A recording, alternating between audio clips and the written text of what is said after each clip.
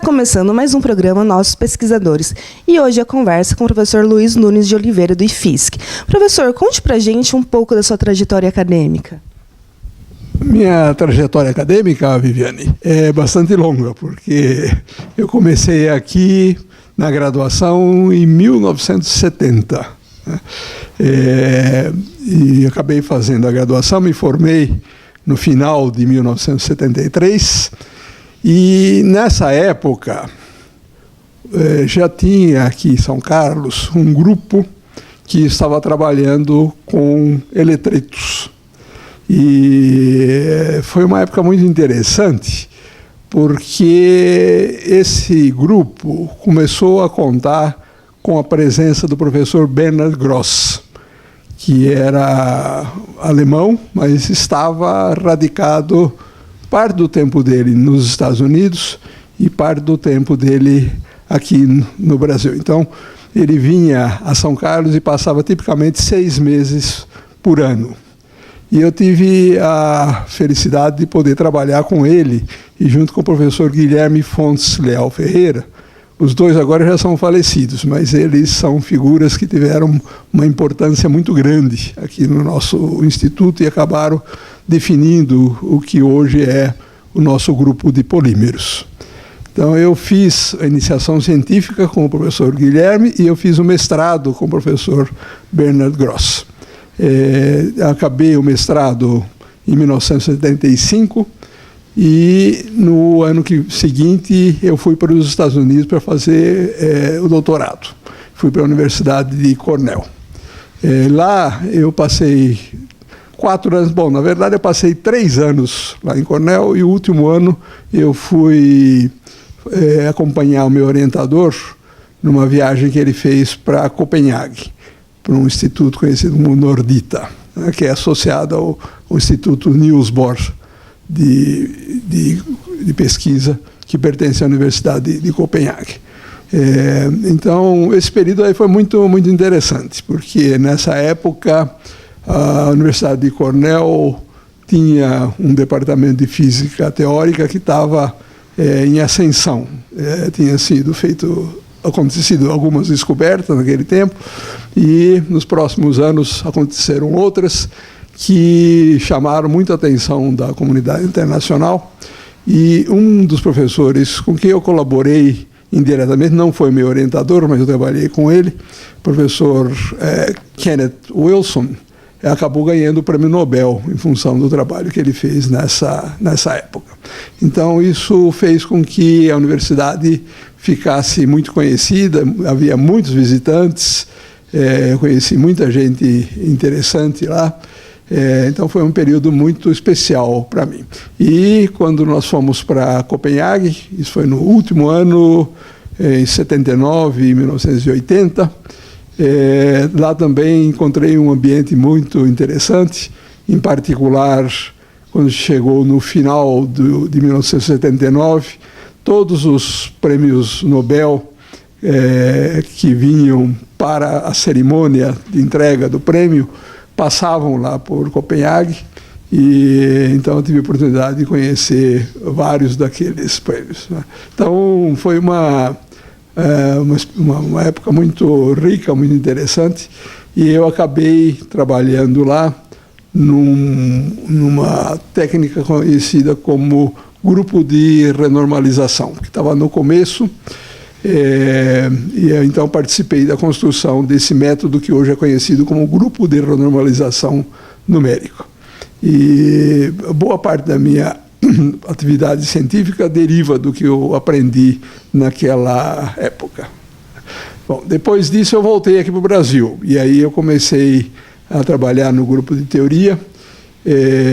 Na época nós tínhamos 2 professores que tinham um papel de liderança aqui dentro, o professor Roberto Lobo e o professor Roland Keberle. O professor Roland ainda está aqui conosco, na categoria de professor sênior, e o professor Roberto Lobo agora está morando nos Estados Unidos. Mas, na época, eles tinham uma influência aqui muito grande aqui no departamento, principalmente o professor Roland, porque o professor Roberto Lobo acabou se afastando. Primeiro ele foi ser diretor do CBPF no Rio de Janeiro, e depois ele acabou sendo vice-reitor e depois reitor da USP. Então, mas o professor Roland ficou aqui e ele teve uma influência muito marcante sobre o nosso grupo e também sobre mim. Então, sou muito grato a ele, muita coisa aprendi com ele nesse período. Nessa época, eu comecei também a fazer as primeiras orientações, primeiro uma orientação de mestrado, depois outra de doutorado. Um dos meus orientados na época, o primeiro aluno de doutorado que eu tive, chama-se Idenberg Frota, e ele está hoje na Universidade Federal do Amazonas, em Manaus. Ele, quando ele veio para cá, ele veio para ficar 4 anos, ele fez questão de voltar para o Amazonas, embora o trabalho dele tenha sido muito, muito bom. Ele poderia facilmente ter conseguido um emprego por aqui, mas ele preferiu voltar para o Amazonas. Ele acabou sendo pró-reitor de pós-graduação e depois reitor da Universidade Federal do Amazonas. Então, ele fez um trabalho muito bom, está lá ainda hoje, fazendo ciência e ajudando no desenvolvimento daquela região. Então, é uma pessoa de grande valor, tive muita sorte de tê-lo como meu primeiro aluno de doutorado. No final, quase quando ele estava acabando o doutorado, e já tinha outros alunos também, eu saí para fazer um pós-doutorado na Universidade da Califórnia, em Santa Bárbara.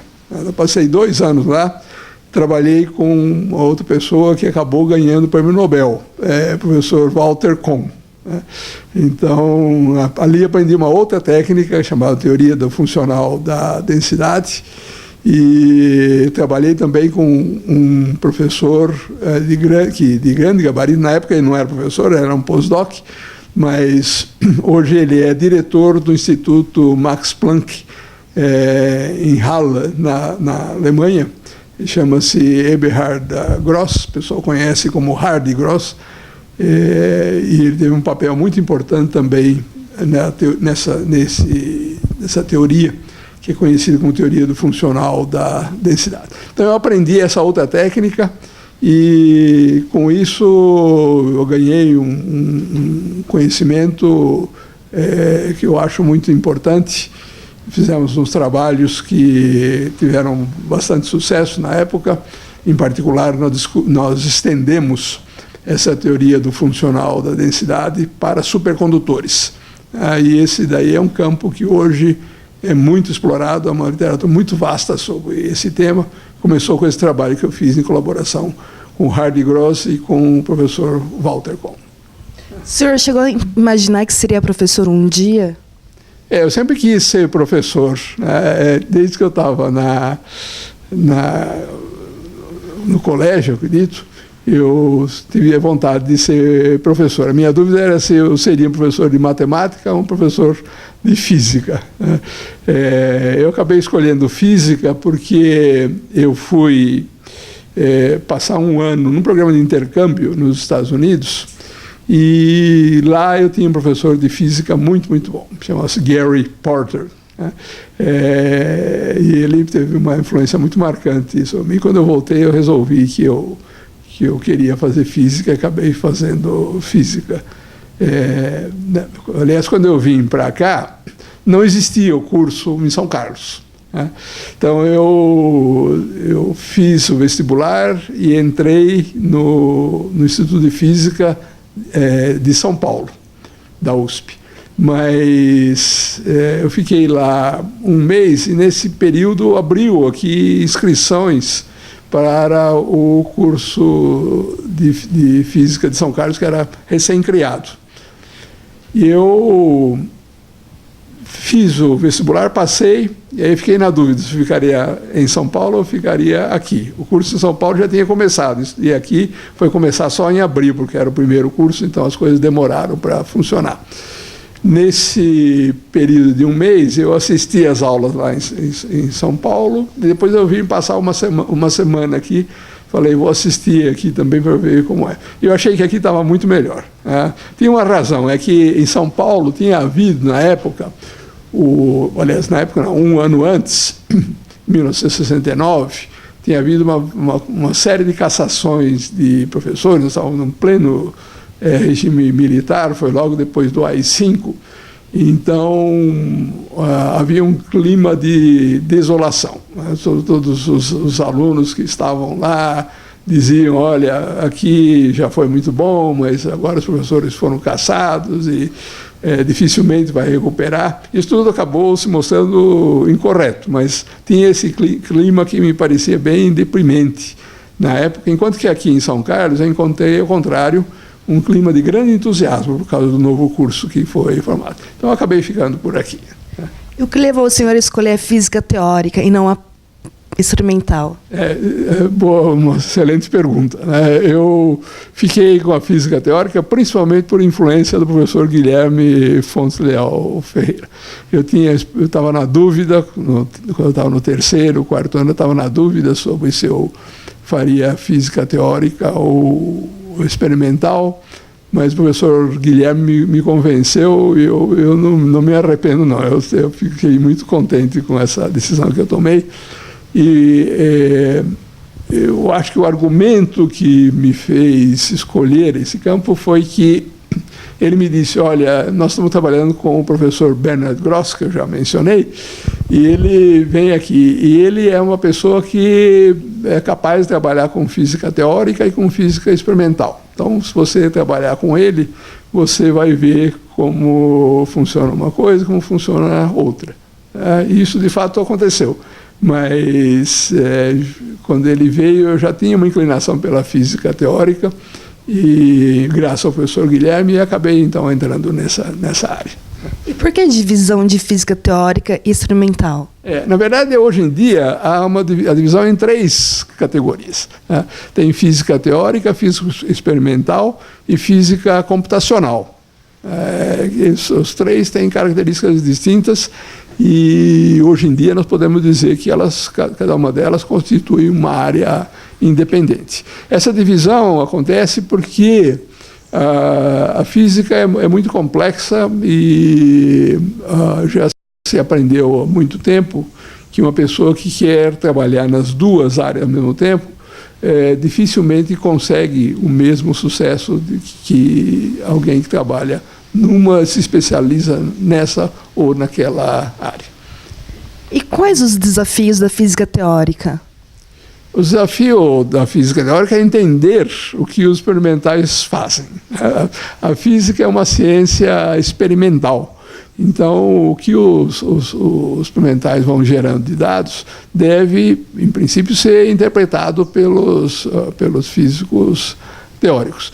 E nem sempre funciona assim. Às vezes, há casos em que a teoria vai adiante da física experimental, né? O exemplo mais marcante disso é o que acontece com cosmologia e com relatividade geral, que foi uma teoria que foi feita antes dos resultados experimentais.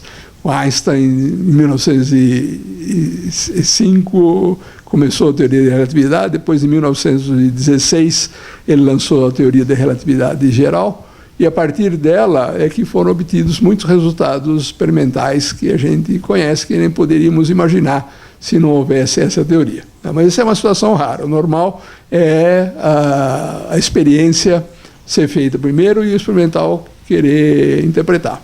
Eu gosto de trabalhar nesse esquema. Vamos para um breve intervalo e voltamos rapidinho.